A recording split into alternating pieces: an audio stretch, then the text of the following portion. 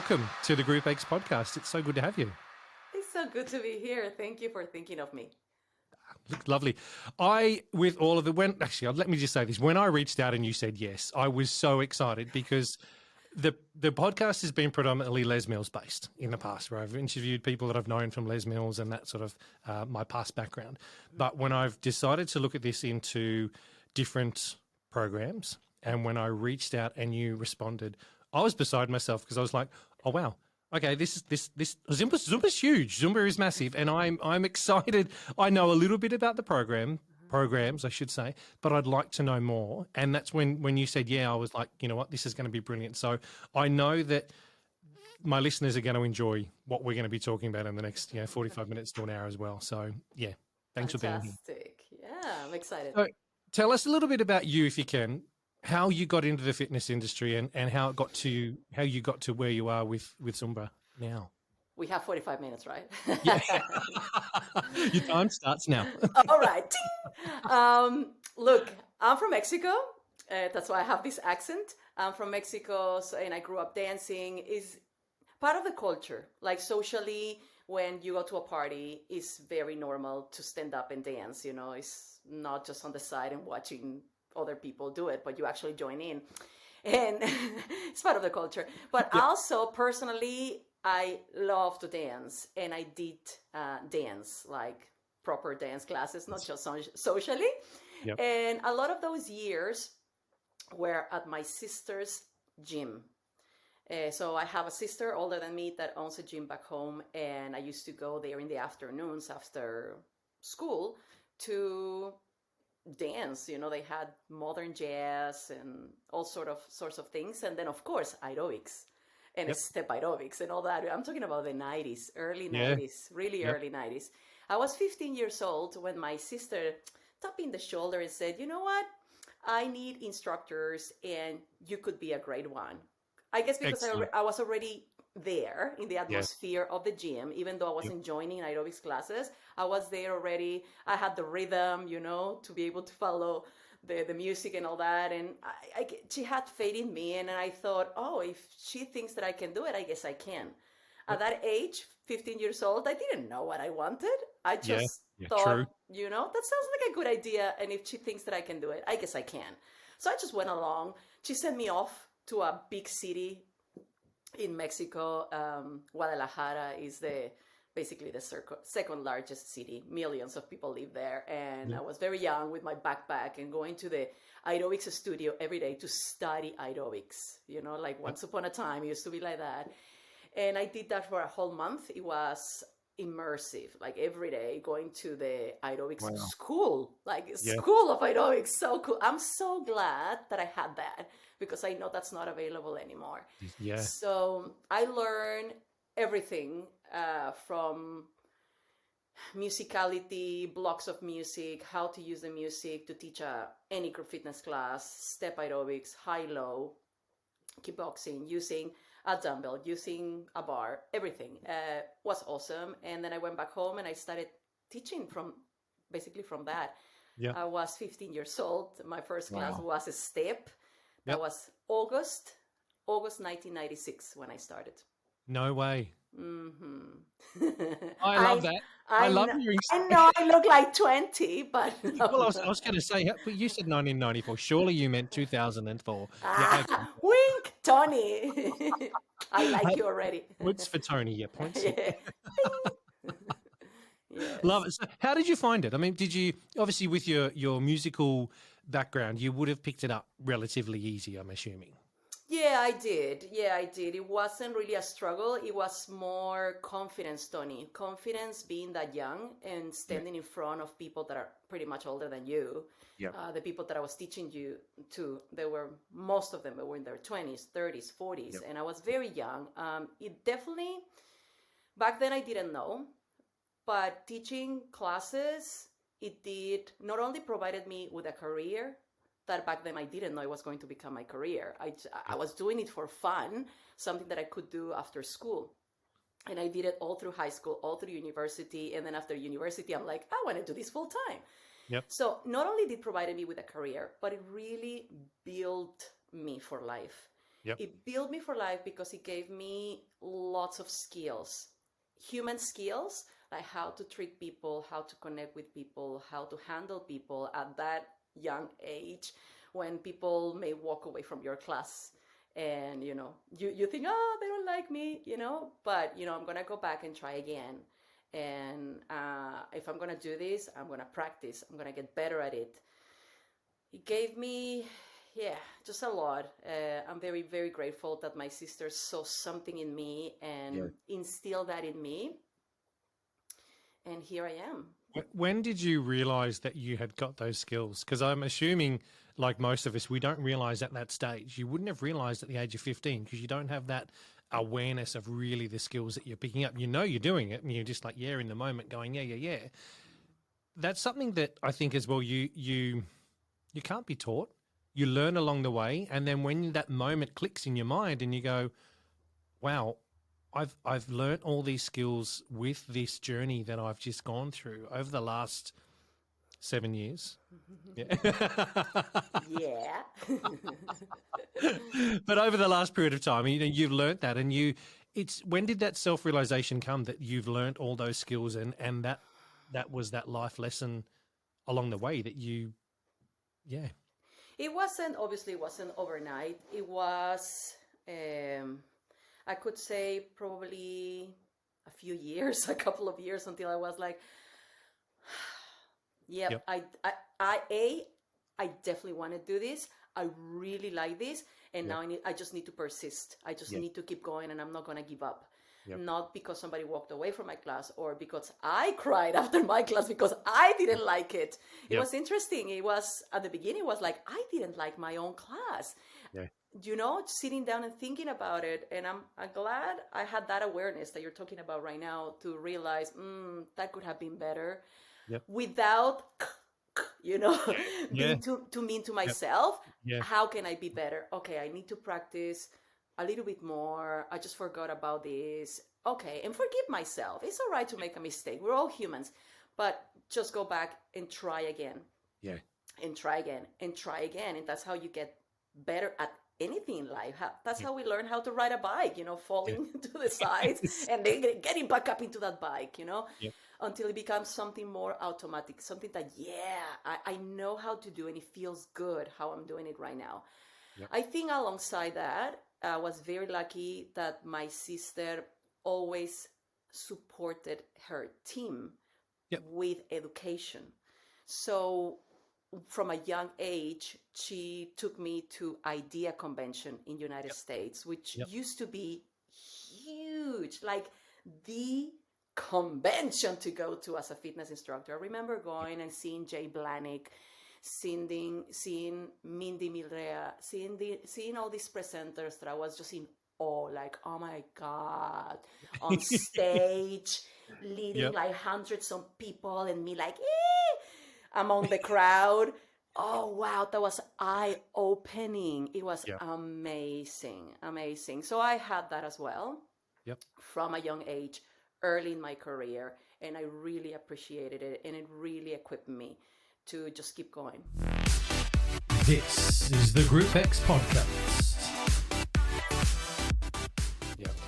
The first, let me ask you, it's probably going to be a really silly question, but I'm going to ask it for you anyway. The last class you taught, as in, a couple of hours ago or whenever it was, compared to the first class you taught. Yep. Now, I'm going to assume we're at one end of the spectrum to the other. Yep. From what they were. But can you tell me the difference in your teaching style from the first time you got up to teach when you were 15 years of age and, that the lack of, or not lack of, but the lower amount of confidence that you would have had then to the class you taught recently where you've been doing this for a long time and you own the room when you walk into the room. Yeah. It's been 26 years or more, Tony. I think it's going to be 27 years but that's a great question. Apart from just lack of experience and skills and all that, I think what I can say that the big difference is from then and now. Back then, being young and immature and naive and all that, it was all about, are they going to like me? Are they going to accept me? Are they going to compare me with somebody else? Are they going to compare me with my own sister? Because I actually took over some of her classes and I was like, because she had a lot of experience, her classes were packed. Big shoes to fill. Now I don't come to the room or to a virtual room with that in mind, Yep. because I know who I am and Yeah. I know what I have to offer, and I have that peace that it's okay. Not everybody needs to like me, because I'm not here on earth for everybody to like me. I am here to serve my community, to offer a space where everybody can be themselves, and if they want to be silly, they can be silly. If they want to be whoever they want to be, I just try to offer just a very welcome and inclusive space. And it's about all of us, not about me. It's about everybody coming together to that space to move together and find joy in that movement. So for me now, it's more about well-being than a fitness class or exercise or workout or sweat. And no, it has a bigger meaning, I think, and more in I guess, a holistic Yeah. approach. I love the messages in that. And I'll say this now to the listeners. If you need to, stop, rewind, go back and listen to that again, because that was huge. And I think a lot of instructors need to get with that. For those of you that are not watching this one, Maria just gave me the heart symbol up on the screen. Yes. No, look, it's so true though. What you just said is I believe when instructors get to that stage where it's not about them, their teaching just becomes so different, so different. You know what? And I think when we all start out, it's all about us, as you're saying. You know, oh, will they like me? Did I get it right? You know, oh, are they coming back? It's me, me, me, me, me. We have the Pavarotti moments of me, me, me, me, me. We don't. We don't need to. It's when we change and when we find that realization of it's not about me, it's about the people in front of me. And I've got to teach to them and make sure that they're engaged and what I'm delivering gives them what they've come for. That is so powerful and such a nice place to be. So thank you for sharing that with us as well. I think that's beautiful, absolutely beautiful. Thank you. So how did Zumba come into your life? Let's go there. All right, let's go there. So let's fast forward from when I started in 1996 to 2006. So 10 years after I started teaching group fitness, another sister, I'm so blessed with sisters, another sister, my sister Elisa, she's a nutritionist, and she also grew up teaching, not as much as I grew up teaching group fitness. She was more in the gym side of things, like more like a personal trainer and gym trainer. But she grew up doing that, and then she went to university to study nutrition. Then she came across Zumba. She joined the company, and at that moment in life, I was living in London. I just went to do an overseas, to study English and to live the life and travel and all that. But I was lucky enough to also teach in London for David Lloyd's and another chain that I forgot the name right now. But anyway, when I returned back home to Mexico in 2006, my sister Elisa said, "Hey, you should get involved with Zumba. You're gonna love this program. Is the both things that you love is dance and is fitness all in one." And I'm like, "All right, well, yeah, sure, yeah, I'll go and check it out." She's like, "Come." She was already offering trainings for Zumba, and she had one in San Diego. So I flew to Tijuana, crossed the border, did the training in San Diego with her. I really enjoyed the training. I really did enjoy the training, and I thought, this is definitely something that I see myself teaching, for sure. Went back home to Mexico at my sister's gym, the one that I started with, and I started teaching Zumba. Yep. It took me time, though. It took me time to really get it, because I was so trained as a group fitness instructor, using a microphone, verbally cueing, doing things a certain way, creating blocks of choreography. With Zumba, everything is to the music, to the song, you know, and we visually cue. So in a way, I had to detrain myself to train myself again in this modality. But by doing that, not only allowed me to really teach Zumba for what it is and represent it the best way possible, but it gave me so many skills that are transferable that I use now in everything else that I do. So good. So good. It's been so good to me. But anyway, after I did the training, I started teaching Zumba. Then Zumba had a call for trainers in Mexico. They needed trainers in Mexico. And my sister, Lisa, said, you should apply, you know? You have Your sisters are awesome. I know. I'm so lucky. You know, you should apply. You have a lot of experience. You've been teaching group fitness for a long time. You've been dancing for a long time. I know Zumba sort of is new to you, but you can do this. You know, just apply. You have nothing to lose. So I went ahead and did it. I'm like, I have nothing to lose, right? Nothing to lose. Nah, I'm going to apply. They responded, come and audition. Back then, auditioning was face-to-face, right? Right now, you send a video. It's different. Yep. So I was lucky that it was face-to-face. So I flew to Mexico City. I met the creator, Beto, at the audition. I remember him walking. How was that? Was that nervous? That's a really good question. I was very, very nervous. There were 70 people there applying for the same job. Yeah, a lot. That's a lot. Yes. I wasn't expecting that many, but yeah, I walked in that room and I'm like, ooh, there is a lot of people here. That's awesome. Yay. Yep. Anyway, the man himself, Beto, walks in the room, and that was my first impression of him was, wow. What he did, Tony, he went one by one saying hello to everybody.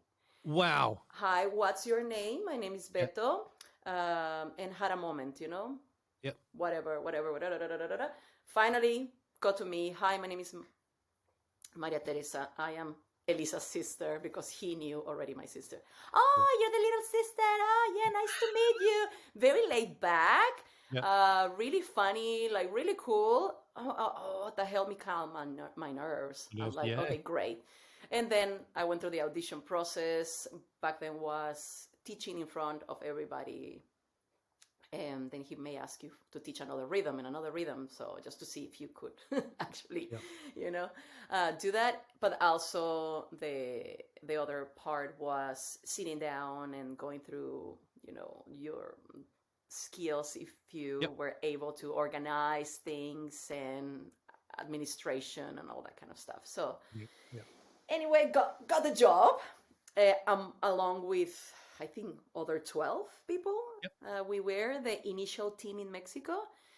I can say that from that team, there are probably only a couple left, and other ones have joined, and, you know, some come, some go. Evolution. And then how I ended up in this part of the world, you may be wondering that, is thanks to my Kiwi men that I met while living in London. So yeah, we got married. We got married in Mexico in 2008, and then we moved to New Zealand.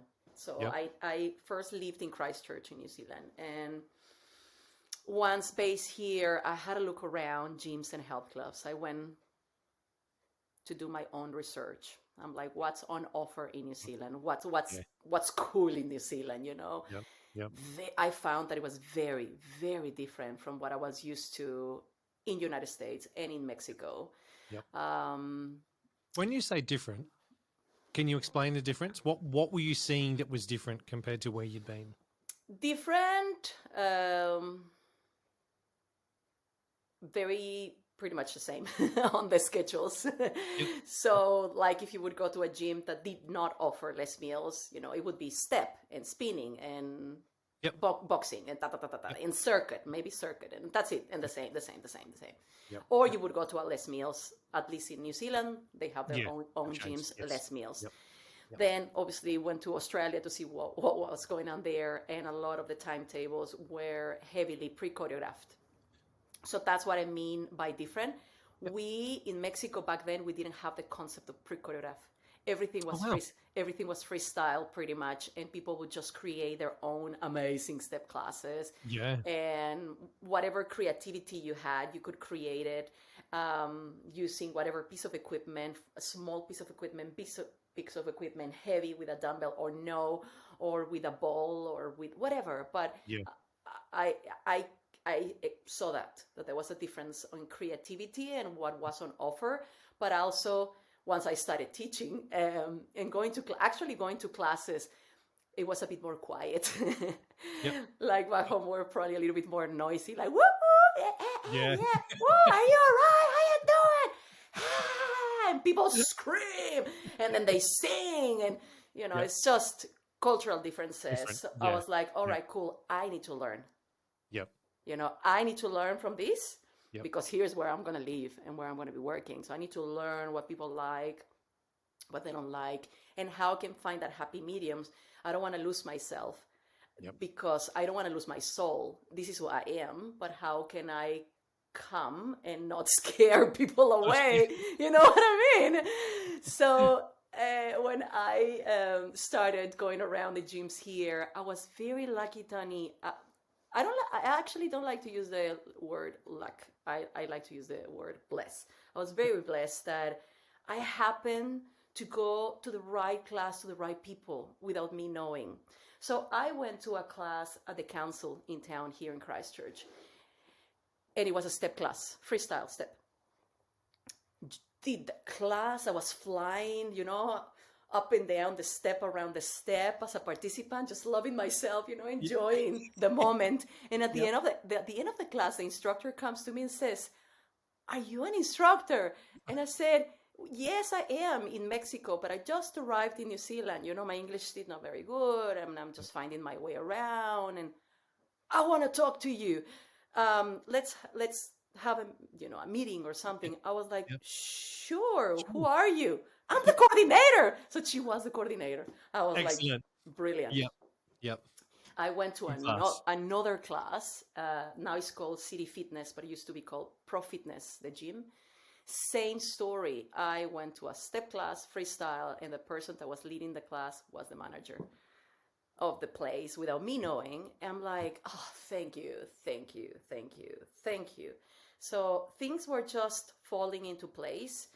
And when I met these people, these managers, I said, well, I can teach whatever you want me to teach. Literally, I can create a step class or a kickboxing class. I can even do cycling.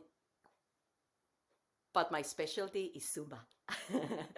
And they were like, "What's Zumba?" And I'm like, all right, let me explain. So it was really early days for the program in this part of the world. There were no classes in New Zealand. And not even in Australia at that point. So it's been really good to be part of that ride, to Definitely have to start from scratch, from nothing. Trying to convince people how great the program is, to now people, you say Zumba, they know what it is. They may have done a class or they have seen it on TV or something, but they at least know what Zumba is. So they're aware of what it is. Yeah, very good. And it wasn't easy, Tony. It wasn't easy because we were the new kids on the block. And we had a lot of, nope, hold on your horses, right?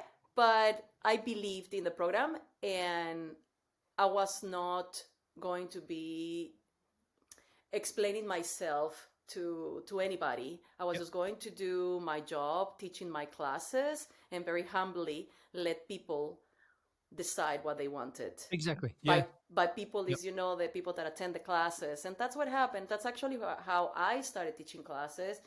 I just rented a space and I just put some flyers out there and come to Zumba, try the class and see what happens. People just started to realize how good it feels to move and to move to the music, and that is okay to make unexpected solos, It's okay, to make mistakes. There are no mistakes. Who said that there are mistakes?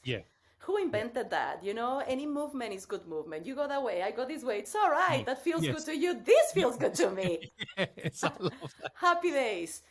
So I just love to be able to create that kind of space and to have a laugh, to laugh at me, at myself, and to in that way show them that it's okay to have a laugh at themselves as well. That it's okay. It's all okay. It's all good. This is the Group X podcast. So yeah, The thing I love that you said a little bit earlier on was that you had to untrain yourself. Yep. You had learnt how to count your phrases of music and you choreograph things. Now and as well as using a microphone when you're teaching, to undo all that. And I think that's when I remember it coming to Sydney. It must have been 2008 from memory. I'm going to say around that probably. Have that been right? Around 2009. It 2009? was 2009. Yeah. Yep. So back then, and I remember when it first came in, it was very foreign because, hang on, what? You don't need a microphone. And a lot of instructors were having their hands in the air straight away going, but no, I teach with a microphone. We must teach with a microphone because that's what I've been taught and we must do that.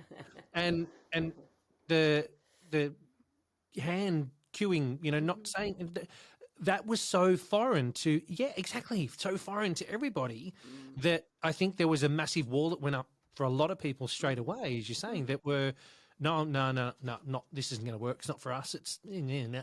And as with anything, anytime there's a new program comes out, people poo-poo it all the time and go, oh, that's not going to work. And hello, where are we now? We're in 2003. How many years later? I can't count at the moment, but it's 14 years later. And look at what's happening. Look at where it is. It's a massive program that is worldwide. And while I'm going to ask you some silly questions around what is Zumba and go into detail for me with relation to that. I think, though, most people know what the program is. They've at least heard of the word. If they haven't visually seen a class, they've picked up on something that someone has told them in relation to that. So I'm going to ask the silly question. Yeah. Can you tell me, what is a Zumba class? What would I expect if I was to come to a Zumba class and I've never done one or experienced one before? It's a good question. There are no silly questions. I would say, of course, it's a dance fitness program, but I would say more than that. It's a place where you can get lost in the music, just get lost in the music and just find yourself in the dance floor. That's all I can say. We definitely doesn't need any more than that. we just provide a space for people to come along and have a good time. We create a party atmosphere, but everything just happens organically just because we choose great music. We have fun moves that go to the music. Yep. But it goes deeper than that. I think it's the connection that we create with people, the fact that we minimize the verbal cues and we have to use facial expressions, eyes, smile, all the visual cues. Yep. I think it allows you, in my personal opinion, just having thought the different ways, verbally and it allows you to tap deeper. Yep. It's like you're not talking to everybody, but it's like I'm communicating with you, that you're here in front of me and I can make eye contact and be like, good on that, like, well done, I saw that.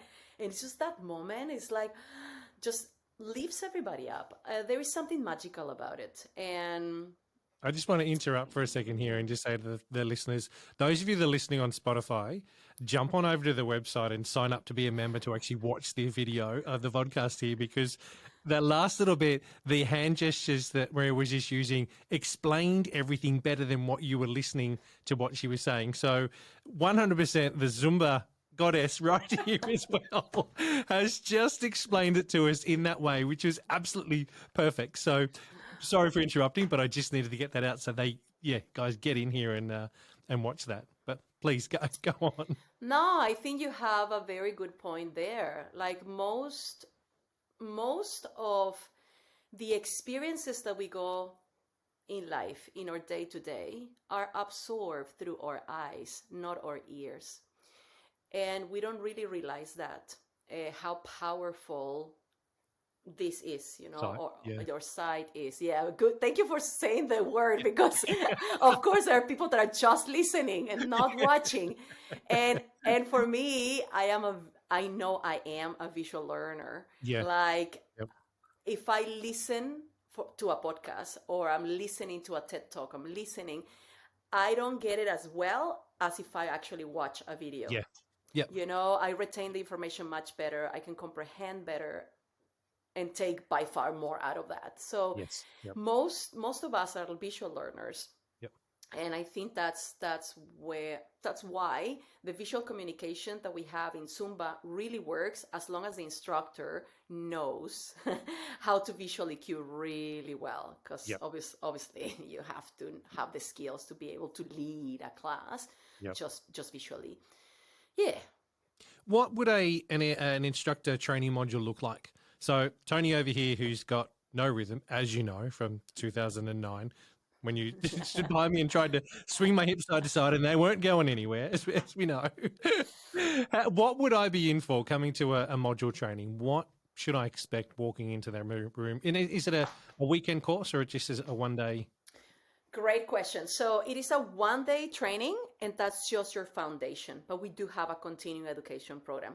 Okay, so people coming into the program, they sign up for a Zumba Basics 1 instructor training.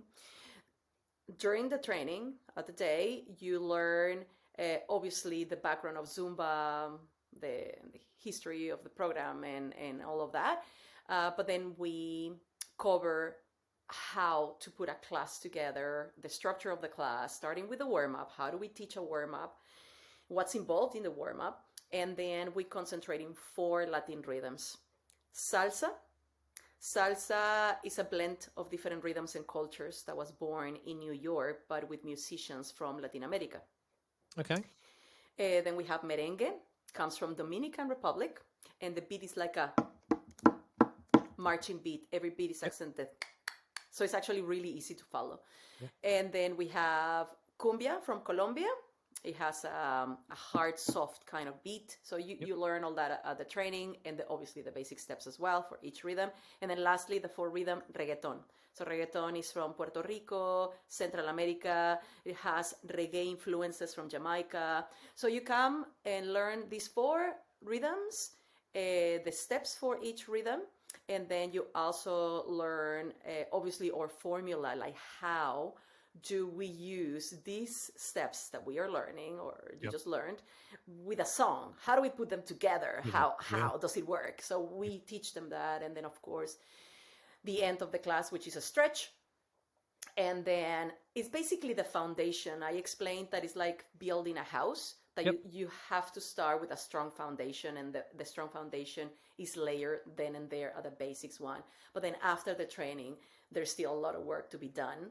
And that's where the continuing education program that we have, called ZIN, Zumba Instructor Network, comes here to support the instructor in the journey to become an instructor, to get them ready to teach with confidence. But it continues with every single stage that the instructor is in. So with this program, ZIN, we receive music, we receive choreographies, we receive just lots of education, a lot of support, marketing materials, everything that you need to set up your classes. May you decide to teach for a gym, council, dance studio, or work for yourself, renting a space. The Zumba instructors have the license and that freedom to be able to set themselves up anywhere that they want to. So the license is with the instructor, not correct, the client. Okay. Which is different from other programs. So it just gives the instructor freedom, and it is somewhere in between pre-choreograph and freestyle, because there is a structure to it that we have to follow, and there are choreographies that we can just copy and paste. If we, lack of time or lack of knowledge, or, we don't know how to choreograph, you can just learn from the choreographies that are given to you and teach like that. But there is a bit of freedom as well. I call it pre-style. So it's pre-choreograph and freestyle. So perfect. in between, right? It's in between, because you still have the freedom to modify the routines to suit your clients, to suit your personality. So we have the freedom there. Just not course duration, class duration, 30, 45, 60. How long? How many minutes does a class go for? Most Zumba classes are 1 hour long, but you can structure the class for 45 minutes, 40 minutes, half an hour. If it's a lunchtime class, let's do a quick Zumba in the middle of the day. Like I teach virtually 45 minutes. I have my own Zumba class online, but then I teach in my local community. I hire the school hall where my children go to school. And I have a bunch of women that come on Tuesday nights, and that class is 1 hour. Beautiful. Yeah. Yeah. So you can tailor to whatever is required. Yeah. Correct. Okay. Cool. The Zin. Talk to me a little bit about that. How is that with the music? How often does the music come out? How often is new choreography coming out? How would an instructor get access to all of that? Is it online? Is it sent out? I mean, I know we don't have CDs anymore, but how are they getting their music these days? Amazing how everything has changed, right? Because when I started, I used to receive my CDs and DVDs, but that's not there anymore. It's all online, and it's a membership, so it's a monthly fee, and then you get access to hundreds of songs straight away. But then there is a release every month. Wow. Now, every time there is a release, that doesn't mean you have to learn all the choreos. You don't. You watch the choreographies, and then you decide, oh, I need to replace a merengue rhythm for a new merengue. So I'm going to learn this merengue. Ooh, I like that salsa. I'm going to learn that salsa. And then you just add it to your playlist, rearrange your playlist, and that's it. So we don't need to be teaching a whole new class from scratch. It's all little by little. Like I personally just change one track every week. And that's like drip feeding. And my clients love that there isn't a lot of new stuff because they get overwhelmed. If I do a lot of new things and it's all new, they're like, they don't like it. It's just too much for them to take in. And I understand that. It's actually works really well for the instructor because you don't have to stress out about learning so much content in one go. You only learn one track here and there, maybe 2 tracks next week, but if another week you didn't have time to learn anything, you can always bring something back from last year and just change the order of the playlist. And so it doesn't feel that it's the same. Yeah. So again, there is a bit of freedom in that as well. What is the cost per month for instructors? It is, if I'm not mistaken, at the moment, it's $36 American dollars a month.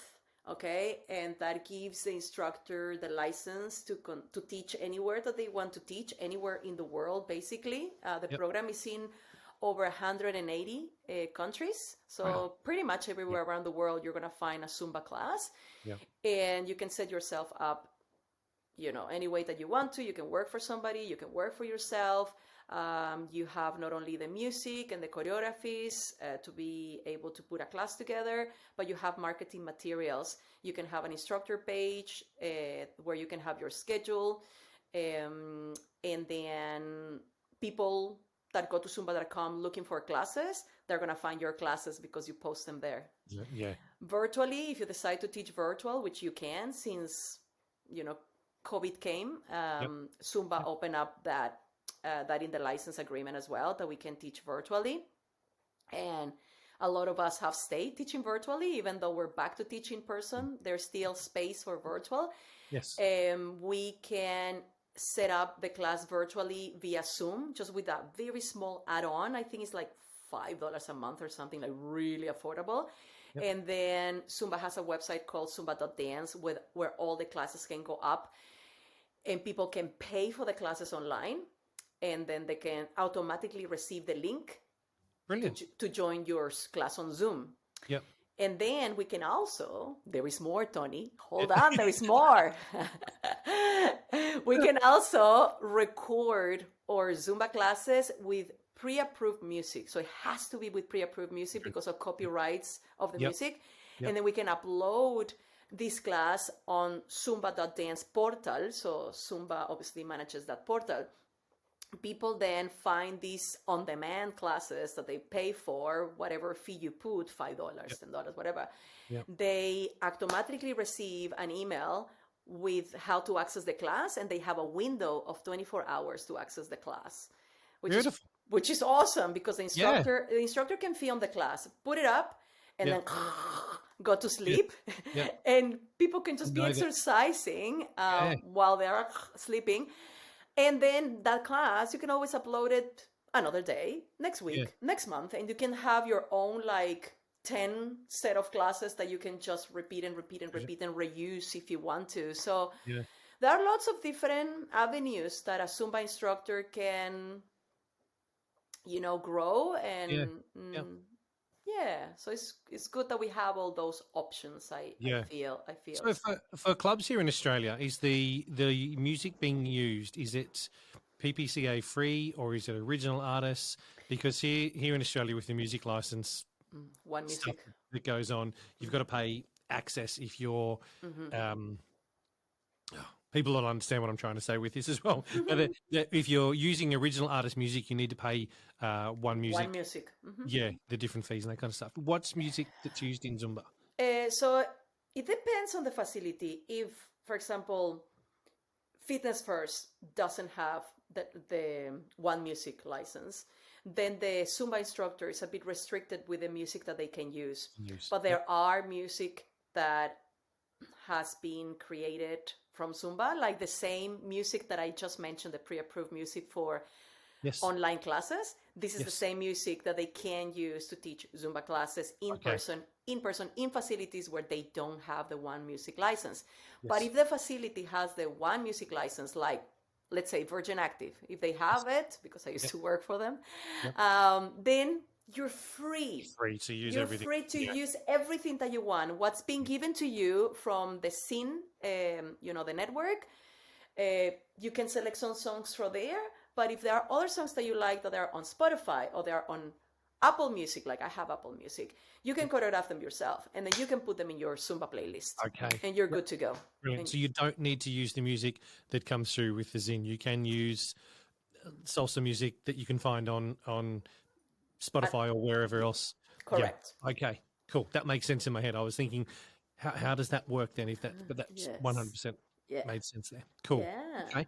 Look, that's all. That is awesome. I think it's that's stuff that I didn't know coming into this conversation with you. So I appreciate you sharing that with me and also the listeners here as well. This is the Group X podcast. Now, I did a bit of a Google search this afternoon prior to having a bit of a chat to you, and I jumped onto the Zumba page, and there's a whole lot of different programs that are on there as well. There was Gold, there was Aqua, there was everything. Can you run through what those programs are, and are they available for everybody, or is that individual instructor training for each one of those programs as well? Great question, Tony. So Zumba started just with Zumba, Zumba Fitness, which is the program that most people would know, would have heard, or would have attended a class. But we actually have more than just Zumba. And this is great because you can tap into different demographics or different spaces, like Aqua, for example. We have Aqua Zumba, which is Zumba in the water. So the clients are in the water like an Aqua Fitness class. The instructor is on deck delivering the class. The difference between Aqua Fitness and an Aqua Zumba class is the fact that we choreograph to the song and we bring the party atmosphere that we would create in the studio with a Zumba class. We just bring it to the pool. So it's so much fun. I love to teach Aqua Zumba. It's one of my favorite specialty programs from Zumba. So dancing in the pool, okay? Oh, yeah. See, I could do that. Oh, no one could see me. All right, Tony. I would look like next time I'm in Sydney. I was so much so groove. I could. Next time you're in Sydney, you let me know. Okay. I'm coming to the pool. I'm gonna. Yeah, I'd have rhythm in the water. yeah, it's lots of fun, and the properties of the water are just amazing. And I wish more people would give Aqua a go. Just Aqua in general is just amazing environment to exercise in. Then we have, and then Aqua Zumba is for everybody, okay? So it can be, for people that are fit, unfit, or people that are overweight with joint problems, pregnant, blah, blah, blah. Yeah. Zumba Gold has been designed for the active older adult in mind. So it's a low impact. So it's still a Zumba class, you still have that party atmosphere, but it's low impact. It's also great for people just starting to exercise that, they don't want to go too hard too soon, they can just start with Zumba Gold. So it's a great class for beginners, great class for seniors, great class for everybody, but it's low impact. That would be the difference. Okay. Then we have Zumba Kids and Zumba Kids Junior. So I think the name says it all. It's for children. Yep. And we have 2 groups within that program, which is 4 to 6 years old and then 7 to 11. Okay. So we have this big window, 4 to 11 years old. So Zumba Kids and Zumba Kids Junior for the little ones. And it is very popular at schools and after school. So some instructors, teach after school. Yeah. And then we have the Zumba toning program that utilizes the maraca-like toning stick. So it's a very light dumbbell. I think it's like 1 kilo. I personally don't teach it. You can always use light dumbbells to teach the program, but Zumba created the maraca-like toning stick because it does have that sound. Cool. Like you're shaking the maracas, but at the same time, you're lifting a little bit of weight. And because we work on repetition, then that's how you feel a bit of a burn. And it's a great just to tone your body and lots of fun. And then we also have the Zumba step, so that utilizes the step, going up around the step, like step aerobics, but using the Zumba formula, choreographing to a song. Sure. So those programs are specialties, okay? The instructor, after doing the basics 1 and joining the network, can come and get trained for 1 day for each of the trainings if they wish to do so. There is no extra membership. It is that only one membership. Okay? What happens is when they sign up for, let's say, Aqua Zumba, and then they attend Aqua Zumba, when the trainer marks them as attended, automatically that gives them access to all the marketing materials for that program, music for that program, choreography for that program. Brilliant. At no extra ongoing fee. But they do pay, they have to pay for the training, right? The training, but that's it.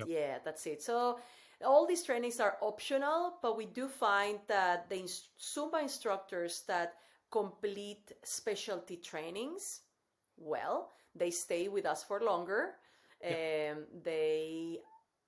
It's when they start falling in love with the brand, because they start to do more things within the brand, but also it gives them more options. They can work with children, Zumba Kids. They can work with the, retirement villages with Zumba Gold, or they can teach Aqua Zumba. So they just become more versatile, and they have just more job opportunities in general. So it's always a good thing to do.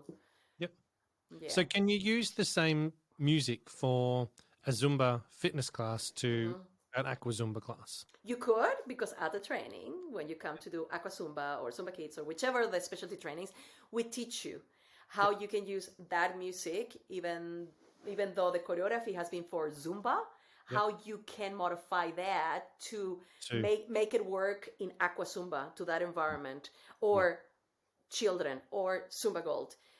So yes, you can use all that music, because there's a lot of music that gets released every month that you want to make sure that somehow you get to use it. But we also receive music specifically for Aqua Zumba, Zumba Gold, 2 songs every month.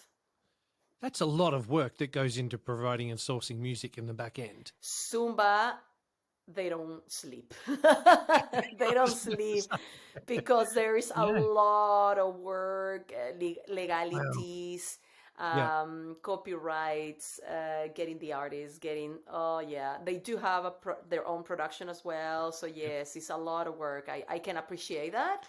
Absolutely. Wow. That's cool. So how many programs were there in total? Let me run through them with you so we get them right. Zumba. So the mother of the program is Zumba. And then we have Aqua Zumba, Zumba Kids and Kids Junior, Zumba Gold, Zumba Step. We have Zumba Toning as well. So 6 in total. Now, we used to have a program called Zumba Centao. Instructors that got trained when we had the program, they can still teach it, but we do not run the trainings anymore. So Zumba Centao was with a chair. Okay. But like A workout. Okay. Yeah, a workout, like dancing with a chair and around the chair and for support and balance, but a workout. So good. Honestly, I never taught Zumba Centao, but I attended Zumba Centao classes. They Yep. were so good. It's just a shame that it just didn't work. It's okay. Sometimes that happens. Yep. Now, outside the network, outside Zin, Zumba has created two other programs, but they are their own brand, their own everything. One of them is Strong Nation that you may Yes. have heard before. Yep. So That was this, the one I was about to bring up to you and say, hang on, you didn't mention Strong Nation. Tell me about that one I too. read your mind, Tony. We are already like We are. I like this. We're connected. connected. Yes, absolutely. So Strong Nation is a high intensity interval training type of Okay. class. It doesn't involve the hips, Tony, so you may like this one. There is no dancing involved. Yep. They utilize as well martial arts, and it is really all about power and sweat and a workout, your burpees and that kind of workout. Okay. Yes, it's really good. It's going really, really well. Those that enjoy that kind of exercise, they are drawn to Strong Nation. We do have people that do both, Zumba and then Strong Nation, but they're very different. Very different. Like with Strong Nation, you don't exercise to the music the way we do with Zumba, which is by song. Yes. With Strong Nation, what they do, which is pretty amazing, the production, talking about the music, not the creator, but the person, well, the co-creator, the person that puts all the moves together, she creates the sequence first, and then based on what she creates, they do the music. Wow. It's amazing. I don't know how they call it, reverse engineering. I don't know how they call it, but it's pretty amazing. Talented. Like boom, boom, boom, boom, and they create the music around that. Yes. Okay, I gotta go. It's another level. It's another level. Yeah. It's pretty cool. And then obviously they stretch the music, so it's not a 4-minute song. You know what I mean? Yep. They stretch the music, and they call them quadrants. Yep. So they have 4 quadrants, and each quadrant targets something differently. Yeah, so it's a pretty good program. Then the other program brand outside of the network is Zumbini. So that is for mom or dad or carer and baby. Oh, sweet. Yeah, with a baby or a toddler. So it is about introducing the child, the very young child, to sounds like the maraca sound, the drumming, the claves, and there's a bit of singing involved. There's definitely up and moving around, but obviously it's not choreographed because they are very young. These are babies and toddlers. So it's a cute program. That's brilliant. Now, where is training held in Australia? Where can instructors find out training? Yeah, so in the main cities, you should be able to find trainings in Sydney, Brisbane, Melbourne, Perth, Adelaide, Hobart, all those cities. Before COVID, I was still traveling to Australia after I lived there 9 years. So I lived in Sydney 9 years, but we moved back to New Zealand in 2019. So that year I was still traveling back and forth to Australia, but then obviously COVID 2020, we changed to do trainings virtually. So this is my studio, Tony. Welcome to my studio. It looks amazing, I'll tell you that much for sure. This has... In again, have a look at the vodcast. You'll see what we're on about here. Yes. And so I am teaching at the moment mainly virtually. Just because of the price of flying at the moment is crazy.